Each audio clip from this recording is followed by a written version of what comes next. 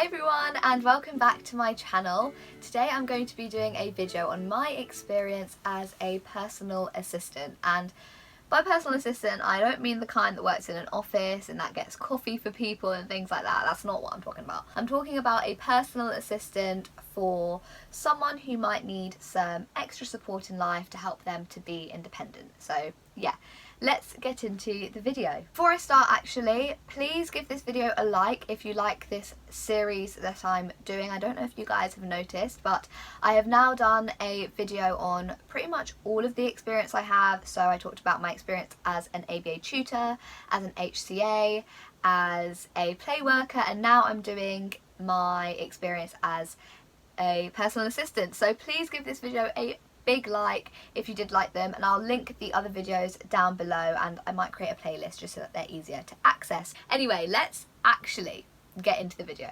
So a personal assistant in the care sector is basically someone who supports an individual to live their best life in the most independent way possible. So that can mean loads of different things, but typically you are based in the community, working in someone's home. So your job is to help the person live a life that is fulfilling and that is also lived in a way that is independent. And so you're not there to do things for them, but you're there to facilitate things. So if, for example, they wanted to bake a cake, you wouldn't do it for them. You would just be there to help them figure out the ingredients, help them with the process, manage risk. So that is the role that I'm going to be talking about today. I worked as a personal assistant. Well, I actually kind of still work as a personal assistant really, but I'll speak more about that later. So as a personal assistant, I worked with an individual who has Down syndrome. In my role as a personal assistant, I worked with the individual for about 3 years, which is a very long time, so I got to know the person very well.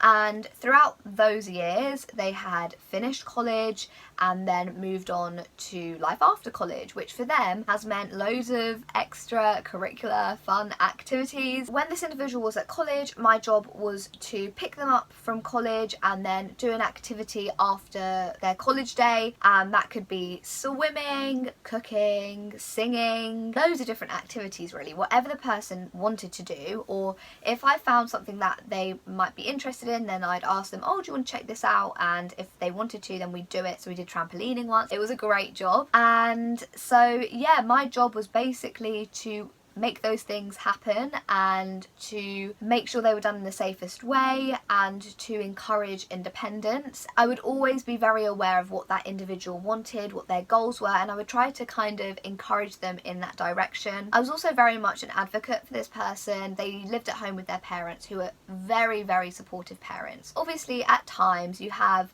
disagreements with your parents, or you just don't see eye to eye, and so at times I would have to step in and just say, look, like, we need to think about what's in the best interest of this individual. So while you might be keeping them safe, it might not be the way to promote independence in their life, which is one of the main goals. So as a PA, it will really vary from job to job, person to person, as to what you're actually doing in your role. The person that I worked with was really into singing, swimming, and walking, liked being outside, loved picnic, loved baking, cooking. So obviously we did a lot of that.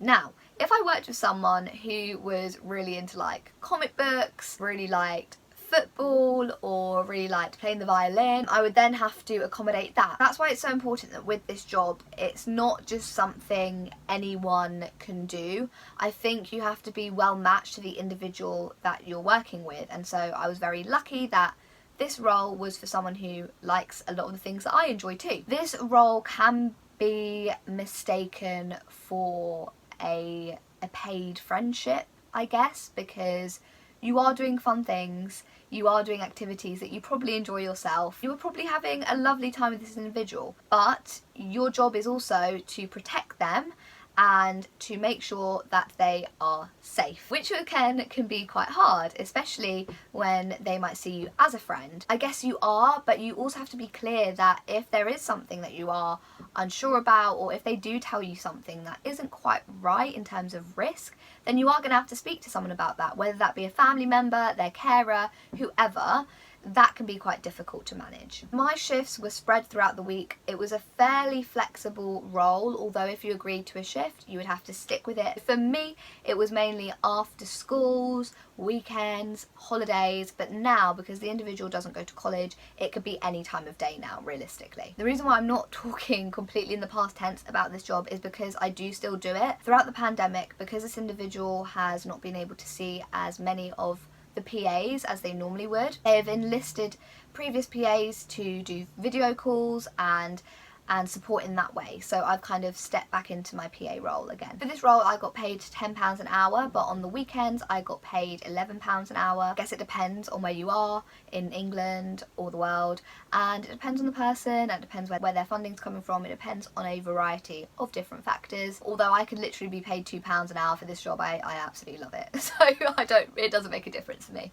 Oh, and another thing that I forgot to mention is that I actually went on holiday with this individual. So if that's something that they want to do, then that's also something that you might have to do. You might have to go abroad for a little bit, and not for a long time, it was a weekend. But just that you're aware, if that's not something that you're into, then you need to make those boundaries clear whenever you're having discussions about potential respite of that kind. It's a lot to take on, especially if you're the only person with that individual and you're meant to be supervising. Like, it can be quite scary the first time you do it. The unique skill set that this job gave me in the context of moving towards the clinical doctorate and getting an assistant psychologist job was, firstly, that it taught me how to create boundaries. And oh my gosh, I didn't realise how bad I was at saying no. It's just hard to establish boundaries when you're seen as a friend, and in this role it can be really hard to not look like just their friend. And this individual understood that I was a personal assistant and that was my role,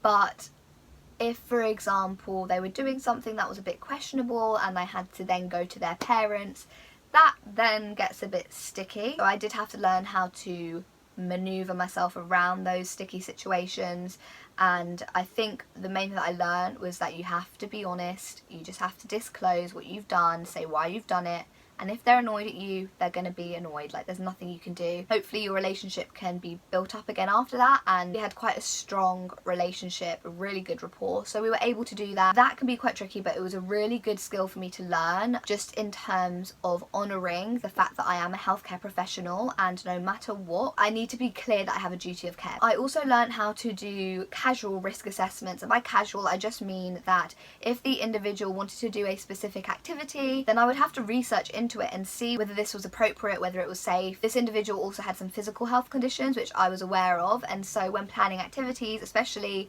physical ones such as trampolining, I had to be sure that this was appropriate, and then also while we were there be able to look out for any risks that were about. That's another skill that I also learned from this role. Another skill that I learned was how to be organised in a professional setting. Now, in my everyday life I am quite organised, it's just the way that I work. I can't. I find it so hard to not be organised. It makes me feel really off, and I'm not my best self when things aren't organised. This role showed me how to be organised in a professional setting. Like I said, I did do some respite for this individual, so when I did respite in this situation, I had to be very responsible and just make sure everything was okay, and that takes a lot of organisation, especially when you're not at home with the person, if you're away on a trip. Also being able to organise in a way that the person is able to access this organisation, because bear in mind this organisation was based around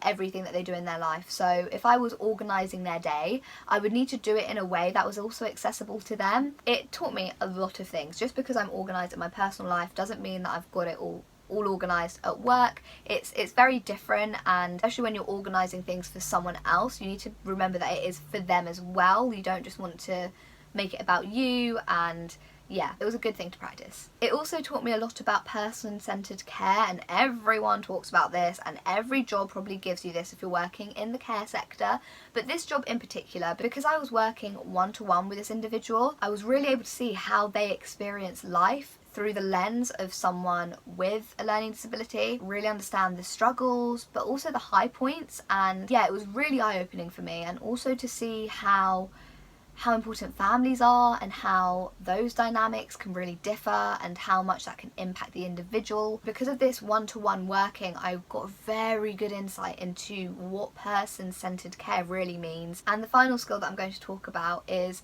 advocacy. I didn't actually realise this was a skill that I got from this job.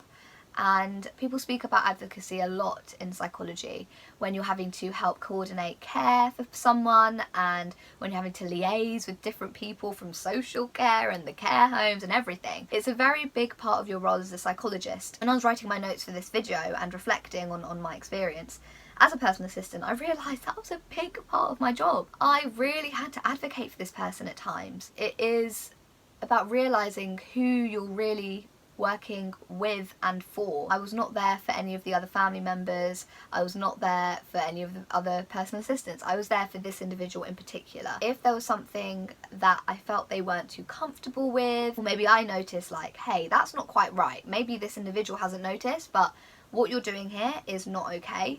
And that would be my job to step up and point that out and really advocate for that person. So if this is a job that you might be interested in, and I urge you to look for these kinds of jobs. I found my job on Gumtree, actually. Weird, I found like 2 of my jobs on Gumtree for some reason. Obviously, when you're looking at jobs on Gumtree, please do be careful.